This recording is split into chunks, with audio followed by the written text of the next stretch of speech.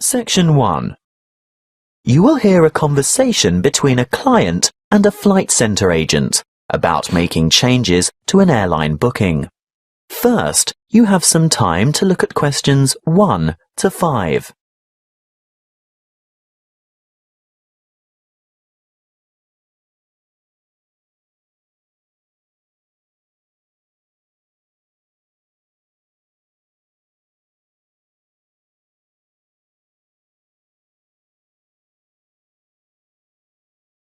You will see that there is an example that has been done for you.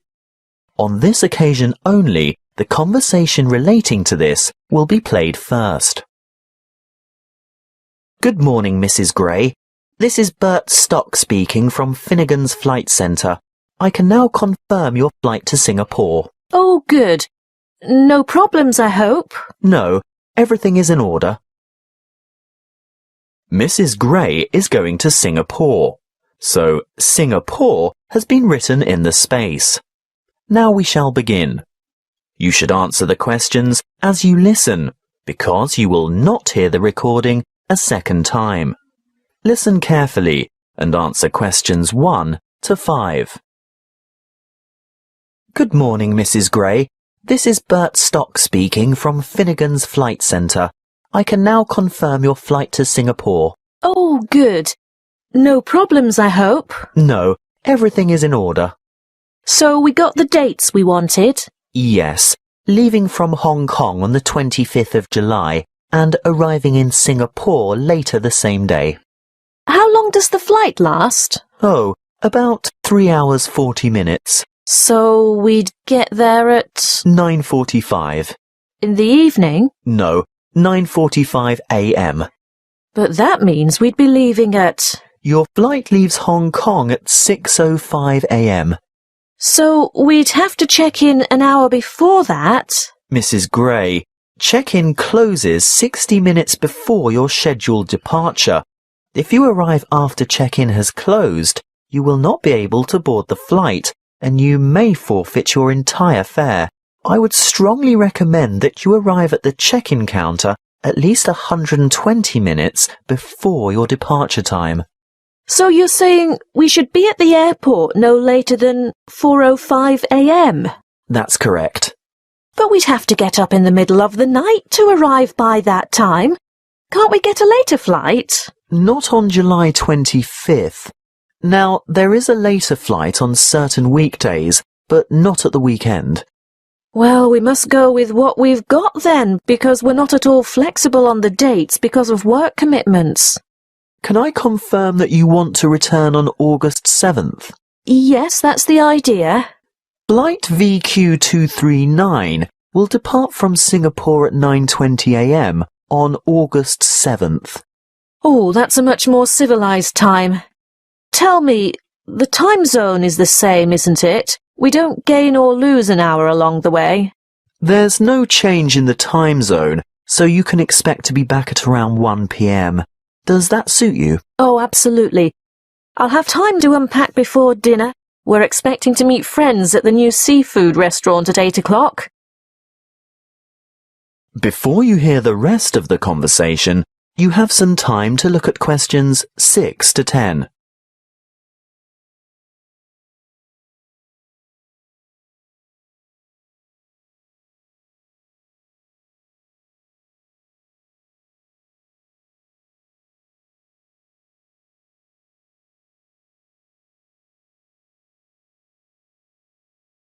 Now listen and answer questions 6 to 10.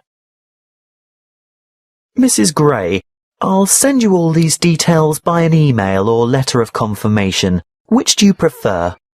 Well, email is faster, but we've been having difficulties with our internet connection. So, if you could post it out, I'd appreciate that.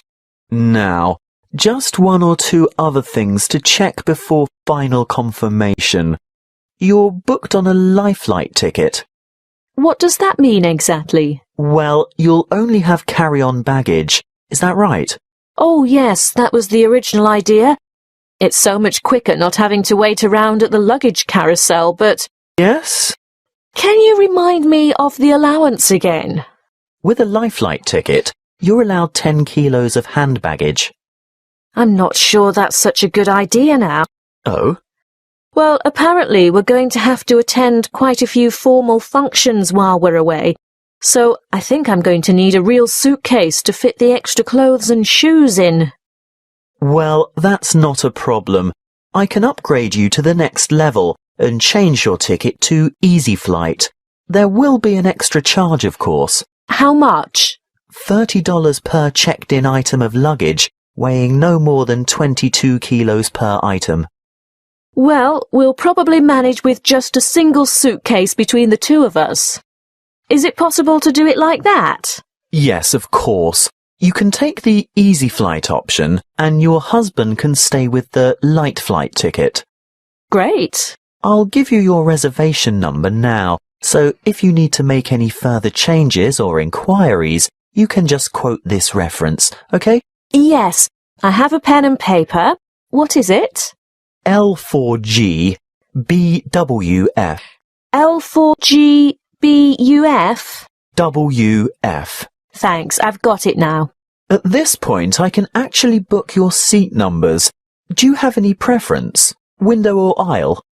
Oh, not by the window, Bert. You see, I'm quite a nervous flyer, and I don't like looking out. What's more, my husband likes a bit of room to stretch his legs. Aisle would be good. Great. That's sorted then. As I said, I'll send you the details, and if you need to talk to the agency again, just quote that reference number I gave you. Thanks so much. Bye. That is the end of section 1. You now have half a minute to check your answers.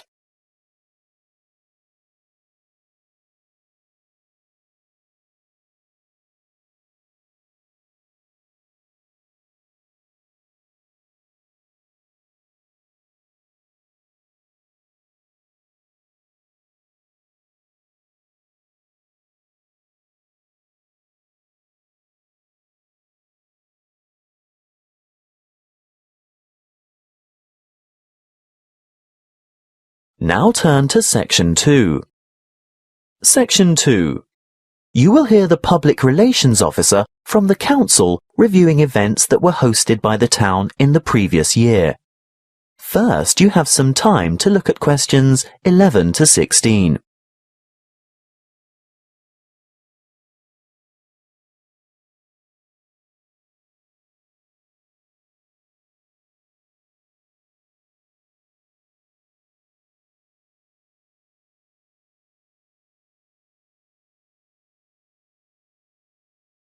Listen carefully and answer questions 11 to 16. Kingstown has been a busy town this year, with some high-profile and new events happening in and around the area. In January, we hosted the National Kayak Selections, and this competition attracted a number of well-known paddlers, not just from this country, but from Canada, Ireland, England, and Australia. Following this event, we had the nation's top bowls players descend on the township, with the national championships taking place at the Kingstown Bowling Club, attracting well over 400 players. It was a resounding success, as you could see from the numbers thronging the bowling centre in Main Street. February was the month for the Seriously Social Rafting competition, and this was the first time Kingstown had hosted an event of this nature. It attracted 96 paddlers from all walks of life who enjoyed a great day of fun on the river. After the success of last year's Open Half Marathon event, this year, in March, we hosted a women's-only duathlon in an attempt to get more women involved in sport. The starting point was at the Kingstown pool, but an extremely chilly evening saw a huge reduction in the numbers we were expecting. However, approximately 50 participants were not deterred from tackling the event, which for many was the first time, and these hardy contestants went into the first 2.5k run with great enthusiasm. The cycle leg was extremely challenging because it was into a headwind all the way, and the last 5k run was no easier. At this point, I must thank all the volunteers who took time out to help make this event successful, especially the road marshals who did an excellent job. We must also thank the Kingstown Creative Pursuits Society for hosting the wonderful Autumn Festival. The women involved put on a magnificent demonstration of traditional and present-day craft work, ranging from ancient weaving techniques to modern pottery designs and sculpture. These ladies are highly skilled, and they got a good turnout on the day, which, by the way, they are thinking of making a biannual event. So we might have a spring festival on its way. Winter brought with it the annual Kingstown Youth Tournament, which was a huge success, with the allocated team slots filling up fast. Teams consisted of approximately 15 youths, ranging in age from 8 to 18. The teams spent the day on the fields of Prince Park, playing a round-robin touch tournament system. The event, which drew large crowds of the public who cheered and gave lots of support and encouragement for the teams, showcased some outstanding youth talent. Before you hear the rest of the talk, you have some time to look at questions 17 to 20.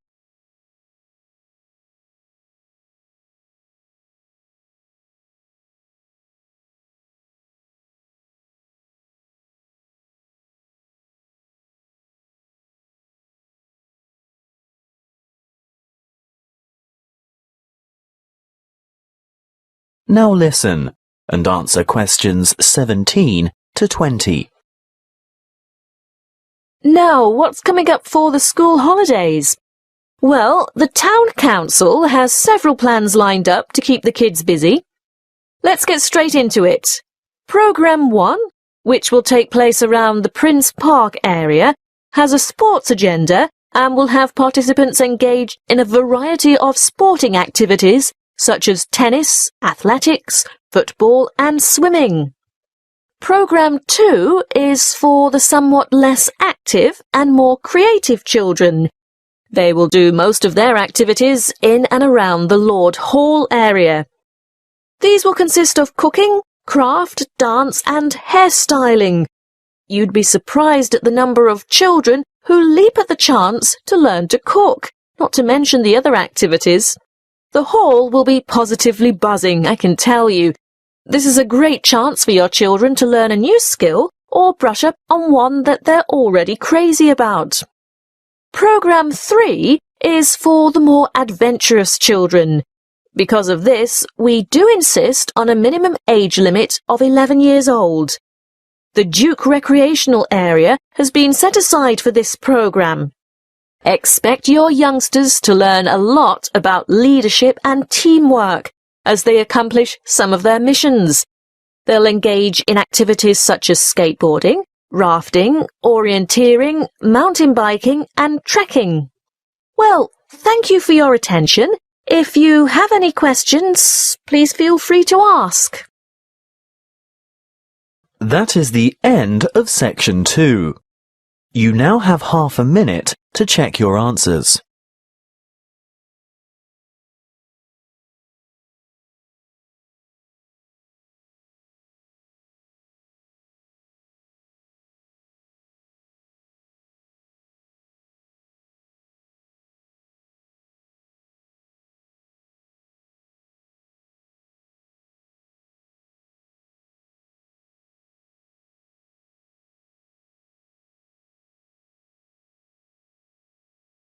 Now turn to Section 3.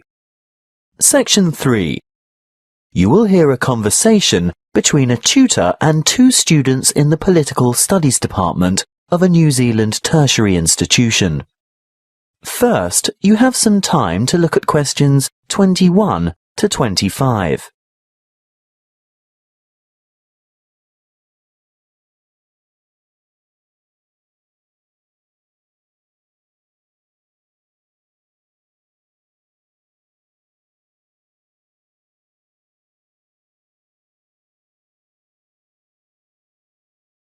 Listen carefully and answer questions 21 to 25. Good morning. Now, you've come to discuss how our Parliament works. Is that right? Yes, it's a bit different from some of the other democracies we've studied, and we're a bit confused. Well, what do you know? We know that the system of government in New Zealand is a constitutional monarchy, but we're not sure how the power is shared or who has ultimate authority. The government is formed from a democratically elected House of Representatives. Is that the same as Parliament? Yes, the House of Representatives is what is commonly called Parliament. And the government advises the sovereign, who is our head of state. The sovereign is the Queen of England, right?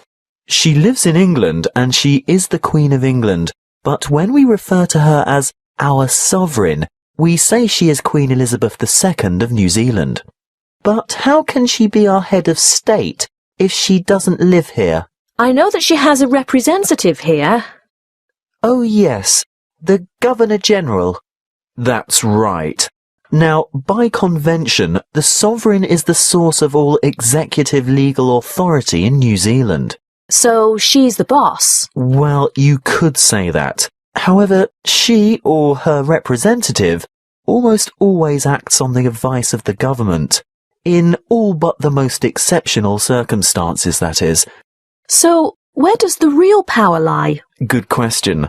Our system is based on the principle that power is distributed across three branches of government: the Parliament, the Executive, and the Judiciary. But Parliament makes the law, doesn't it? That's right. So what's the point of the other two?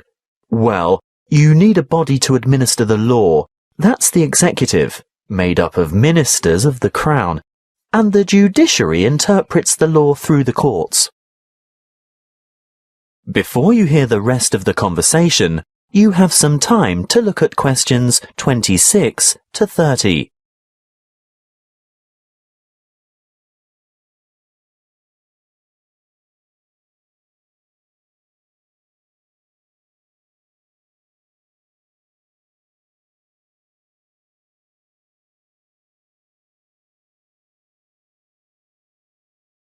Now listen and answer questions 26 to 30.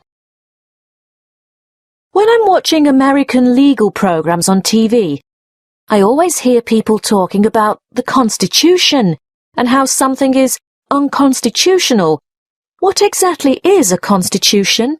It's a document outlining the basic laws or principles by which a country is governed. Do we have one? No.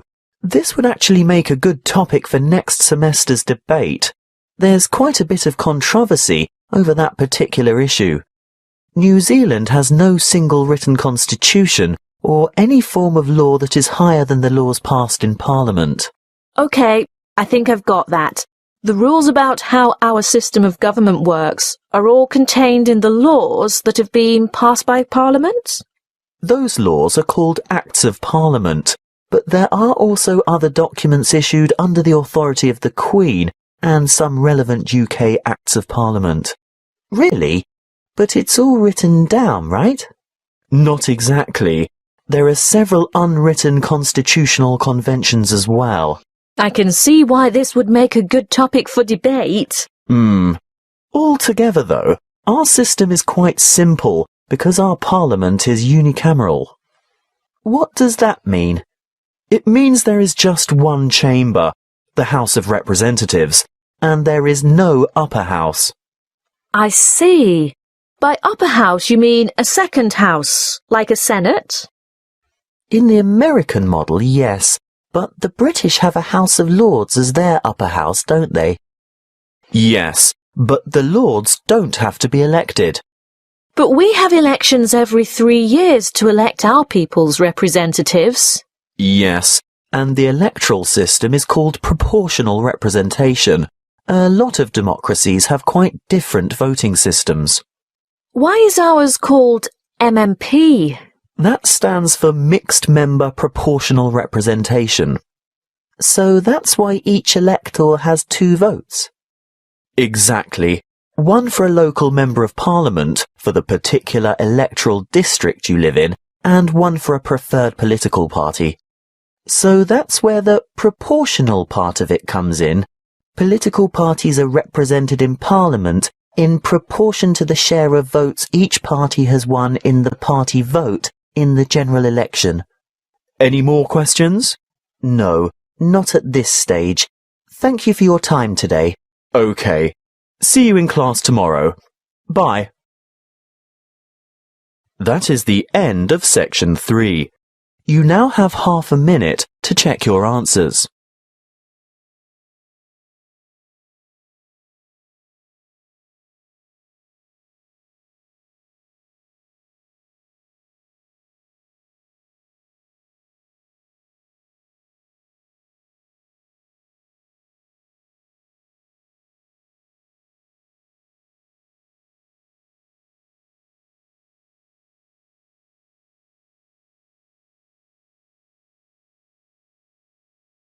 Now turn to section 4. Section 4. You will hear a talk given by an ethics professor on cheating. First, you have some time to look at questions 31 to 40.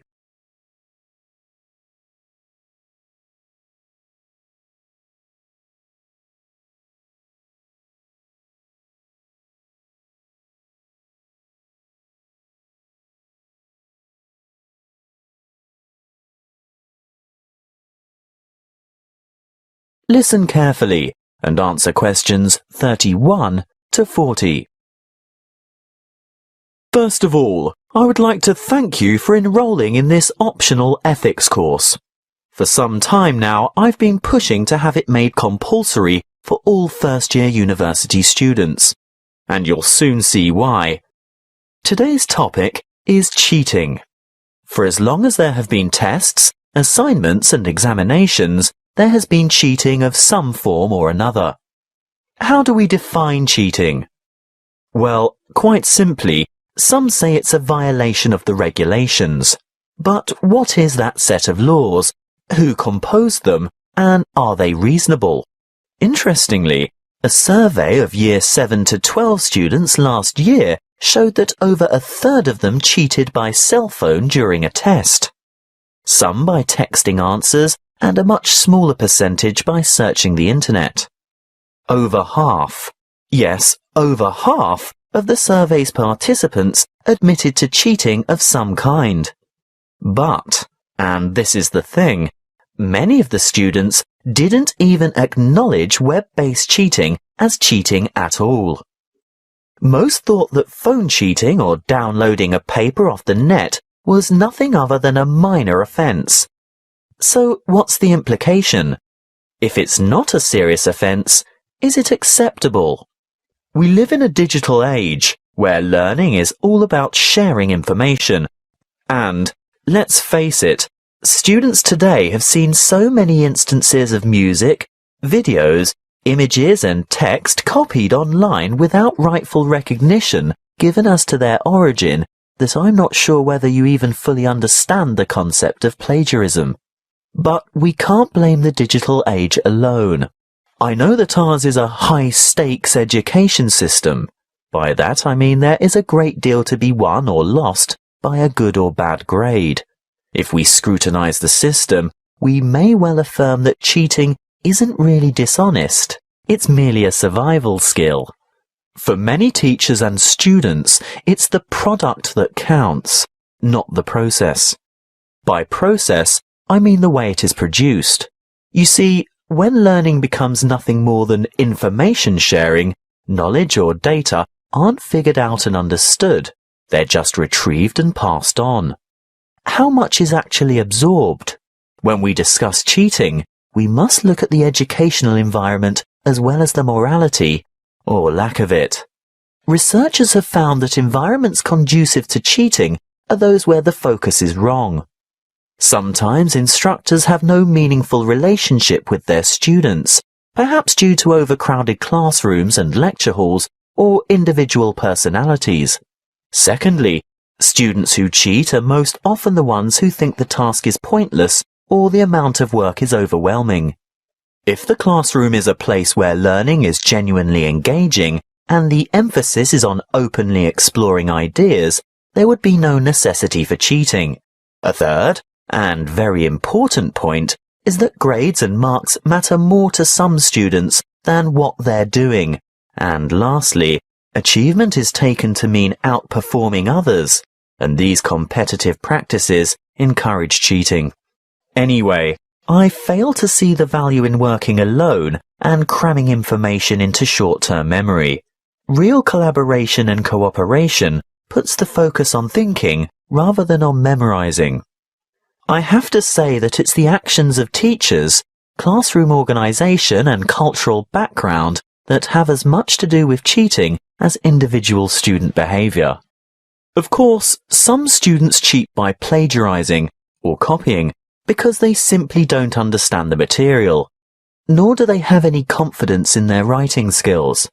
But I think the majority of students end up plagiarizing because they just don't know how to cite sources correctly, or how to sum up others' ideas in their own words. These reasons have remained the same for centuries. It's really just that the digital age has made it easier. But remember, teachers use technology to spot plagiarism too, so it's also very much easier for them. First-year students should have to complete a compulsory writing skills course, where the rudiments of proper referencing and summarizing are taught. I also think it's a big mistake if ethics is not a first-year requirement as well. In this university, I think it's only the computing department that insists all its students complete a paper in ethics. Learning and education is not just about cramming facts or increasing your knowledge base. It's about intellectual integrity and honesty and rising to meet higher ethical standards. Now, this may necessitate a change in pedagogy and educational philosophy, but most importantly, it will involve a challenge to engage students in discussion on morals and academic morality. That is the end of section 4. You now have half a minute to check your answers.